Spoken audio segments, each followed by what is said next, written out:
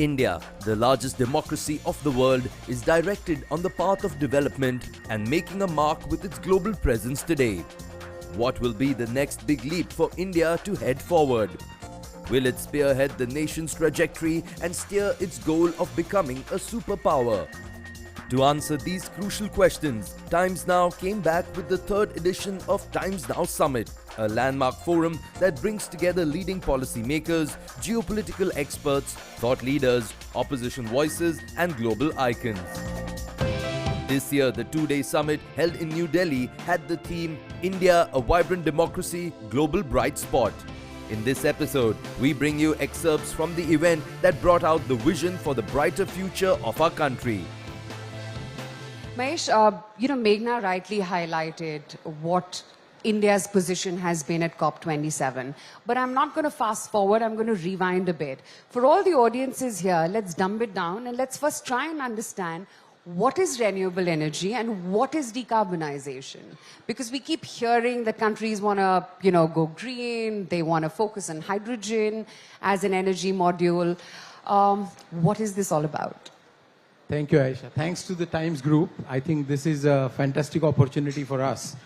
And this is a global priority, decarbonization, as much as it applies to us as a nation. It's a huge global priority. And we have seen what happened at COP26 last year, COP27 just now, as it finished a few days back. The fundamental question, Aisha, that you asked about, what is renewable energy, what is sustainable energy, is instead of putting more burden on Mother Nature and the planet Earth, how do you use the freely available natural resources and how do you create energy that is needed for the economic growth but do not create harmful carbon emissions for the planet? Because today's generation of ours, but our next several generations should have a much cleaner, much sustainable future. So using various forms of renewable energy is by far the best bet to have that sustainable future. And we call it a trilemma, that you want it to be sustainable, you want it to be affordable, and you want it to be reliable. Because it should not happen that clean energy transition comes at a cost. We have to make sure that the cost impact is also minimized. It's ironic that we talk about this in a city like Delhi where everyone doesn't look at the time on their phones, they look at the AQI levels. How do you do it? I mean, it's easier academically than to actually put that into practice. I'll be candid, these 3-4 months of Delhi I don't like because of the air quality, and that is something that I think all of us we deal with. But there are different ways of doing it. It's a multi-pronged approach. You have to look at the sources in the nature. There can be solar, there can be wind, there can be hydro. There are more newer fuel solutions that are coming. So that's one aspect. But we should not forget that today's air quality is bad, as you mentioned, also because of the technology we have today and the emissions we have today. So you also have to focus on reducing emissions of today. So while you look to the future, which is definitely the path that we are on, and India as a nation is doing very well on that journey, but we should also be very well reminded that today there is 60 to 70% of India's energy generation through the coal-fired power plants. And the vehicular pollution, the coal-fired power plants, some of the stubble burning that we hear about is what is causing the emissions. So it has to be a multi-pronged approach that you solve and create more and more through renewable energy, but then also work on technology solutions. And there are some that today we are executing for our stakeholders and customers, which brings today's emissions down. And at the same time, you have to learn from the developed nations. The developed nations have gone on this path of renewable energy. They have had some of their falls. How do we learn and not have those trips for ourselves? This is the multi-pronged approach which will benefit the nation, we believe. Okay, so multiple things here. At a personal level, obviously, you get a little bit conscious about, your carbon footprints and the way you're going about using energy. But at a country level, how is it that you do that? Is it really simple to do it, and does it come at the cost of the trilemma that you mentioned, at heavy investment? I think investments will be needed. The energy transition, we have to be candid, will not be free. It will not come free of cost. However, there is a path to reach there. You reduce what you do today, which has more emissions. That's one. You keep increasing. The nation has a target of 2030 for 50% renewable energy power generation. So you go on that path. But then there are also other solutions which look into the future technologies. And we have a lot of these technologies available today. They will evolve. They will further develop. But today there are solutions to use the hydrogen gas in gas turbines. Gas turbines is a good bridge from today's coal-fired generation to tomorrow's renewable energy generation. So using the hydrogen in the coal-fired power plants, reducing the emission there, using them in gas turbines, these are some of the things that we can do. We will need significant investments. There are different estimates. Some estimates talk about $200 billion a year for the next several decades. But suffice it to say, there is enough funding and financing which can be available if we start making execution on our path that we are on the 2070 net zero. So it will need technology, it will need policies, and it will need investment. We believe these are the three big levers that can enable our journey. One thing I must say, and I'm very proud, the capabilities that India has a nation, the talent that India has to bring the technology breakthroughs can make us globally competitive. And this is something we have demonstrated. In this energy transition, we can be a very, very powerful, globally competitive source, and that we should take a lot of strength from. You know, Mahesh, you at GE are a more than a century-year-old company, and you have been sort of pushing India to its Atmanirbhar cause for over a century now. Tell me the technology that you bring about to try and make India carbon neutral. We have a proud history of 120 years. We are as local as it gets in this nation. We started in 1902 with a hydroelectric power plant, renewable energy. But today, what we do is in different areas of fundamental infrastructural sectors, may it be aviation, may it be healthcare, or may it be energy. And in all these, we stay focused on technological breakthroughs which bring sustainable solutions to the stakeholders, sustainable solutions to the customers. You can take an example of a wind power technology where we produce breakthrough solutions in India, but our philosophy has been innovate in India and make in India for India and the world. So Atmanirbhar doesn't need any bigger testimony than 6,000 engineers who develop these solutions in Bangalore, or the new hydro solutions that we bring for energy storage, or the hydrogen that we burn in the gas turbine. So this is a very wide era of 120 years of infrastructural solutions that we bring. We are also very proud of how we support the global businesses. We have huge exports, Aisha. We have 70 to 80% exports in most of these businesses. So Atmanirbhar not only for India, but also supporting the global needs. You know, that's the other point that I wanted to make. You know, it's one thing to attend a COP27 and give a target. How sustainable and achievable do you think? How far is India in its renewable energy, carbon neutral dream?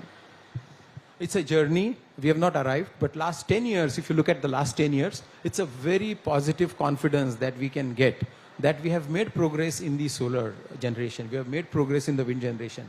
We have embarked on the hydrogen policy. We have embarked on the round-the-clock hybrid power generation. Now, these are things that we will need to continue, we will need to accelerate, but we'll also have to embrace, as you asked a question about financing, that we'll have to embrace that the breakthroughs and technologies will need financing. These policy decisions will need to be further strengthened. But one definitely believes that there is no going back. The world or the nation doesn't have going back when it comes to renewable energy. If we learn from some of the experiences that the other nations have gone through, we can have a much smoother transition as we look to the 2070 net zero targets. You know, do enlighten our viewers. I'm sure they would want to know what is it that other developed nations are doing that India can do and try and achieve that goal. I think that's a great question. If you look at some of the developed nations, if you look at the Western nations, they have progressed further on the path of renewable energy. Today, the electricity that goes to their industries, businesses, homes, has much higher percentage from renewable energy, which is a positive that we should learn. But as they have done that, they have also had some challenges in terms of the grid that transmits and distributes this power generation. So it is important that we keep an eye on not only bringing up the renewable energy sources, but also the modernization of the grid, because it has to be a smart, digitally enabled and a grid which supports with the database solutions. That is what will be needed. If you generate renewable energy and your other ecosystem doesn't keep pace with it, that is where some of the developed nations have faltered. The other piece which is important is we are looking at the hydrogen policy. I think the hydrogen manufacturing cost, electrolyzers cost in India will be very, very competitive. That is something we can offer a much bigger value to the entire world. So talking about technological breakthroughs, talking about Atmanirbhar, this is something that we can add value to the entire global energy transition.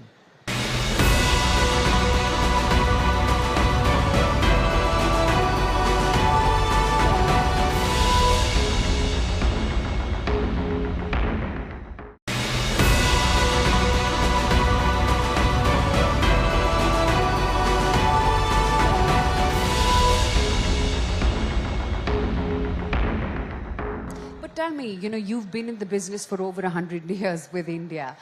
You talked about as to how the last 10 years especially have been a breakthrough of sorts, and, the entire machinery has been on an accelerator. What's been your experience in the last 10 years? What is India doing right now? Also, I must say there's a lot of awareness, 10 years back, no one even knew about what a carbon footprint is. But what is it that we're doing right so far? I think the national level targets and national level policies that have been implemented in the last 10 years probably is by far the biggest contributor to what you said. Awareness, momentum.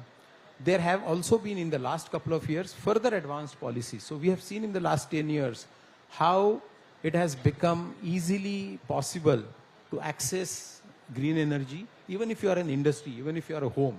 And that is something that has increased the penetration. We will need more of that. We will need more embracing of some of the new technology solutions.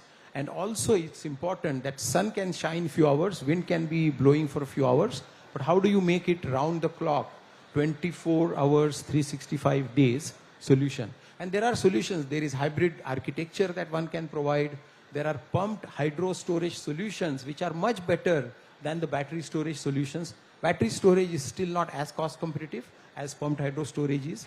So a mix of all these solutions is something we will have to put, as you mentioned, on a further acceleration to achieve our journey. But the policies give you confidence. The participation of the industry, the participation of the technology focus areas gives us confidence that we can continue. One thing we can do definitely better is executing these policies, translating these policies into sharp execution on the ground is something definitely we should focus on and do better than what we have done yesterday. So give me a peek into what is it that you're now doing as a business, GE, for India to try and push the cause forward? Absolutely. There are different areas in which we are working. There are 3 or 4 worth mentioning with everybody. They'll find it interesting. First is we have gas turbines. GE has 30 to 40% of the power generation in the world. Here, probably 80-90% of the gas turbine technology comes from us. And now we have started using hydrogen blending with the natural gas as a technological next step. We are working with NTPC, the leading power generation company, to have hydrogen into their gas turbines. We are working in Kawas, a Gujarat power plant, where we will now start implementing some of these solutions. So this is one stream that we are working on. Pumped hydro storage offers fabulous natural resource through the hydropower. You store the hydro capacity when you don't need it, and when you need it, when you do not have enough energy, you can use that storage at a much lower cost of electricity. This is the second solution. We are designing very specific low wind speed technology turbines for India. They are also useful for the world. And we produce the heart of the wind turbine technology in India, for India as well as for the world. If you look at healthcare, there are very strong sustainable solutions which offer you remote solutions, remote diagnostics, remote ICU. Pandemic needed that. If you look at the aviation industry, sustainable aviation, aviation engines which we fly, the flights that we fly, having lower emissions, these are some very specific areas where the technologists and engineers in GE are helping take this journey forward. And that is the reason one mentioned that we have confidence that we are globally competitive in these areas. You know, I've always been intrigued, and you've talked about hydrogen in perhaps every answer of yours. Is hydrogen, as of now, the most sustainable form of energy we have? These are early days, so I would not call that we know everything on hydrogen, but I think the journey has started in real earnest. There is green hydrogen. You also have green ammonia, which will be much more renewable solution. Today, you produce ammonia with fossil fuels. The fertilizers need it. But tomorrow, the green hydrogen and green ammonia combination can be a fabulous frontier. That will be the future. So we stay focused on adapting to these changing times, but also bringing solutions like we used to call building a world that works. These are the solutions which will pave the next 30, 40 years. I think this is going to be a very critical period. As we mentioned, we have the capabilities, we have the talent in this nation. This nation definitely can add significant advantage to the transition. You know, just so much has happened in the last 2 years, and especially since the Russia-Ukraine war broke out. You realize that you cannot bring down your dependency on fossil fuel energy to zero. Perhaps I'm going to put you in the spotlight with this one, but because you have a bird's eye view on the entire energy sector, can we really do without oil? Oil and fossil fuels in terms of the energy and the vehicular transportation still is a very large chunk for our nation. There are a couple of facts that we must embrace. First fact is we are close to 70% coal-fired power generation today as a nation. And we have a path. But let's not forget that these coal-fired power plants will need upgrades.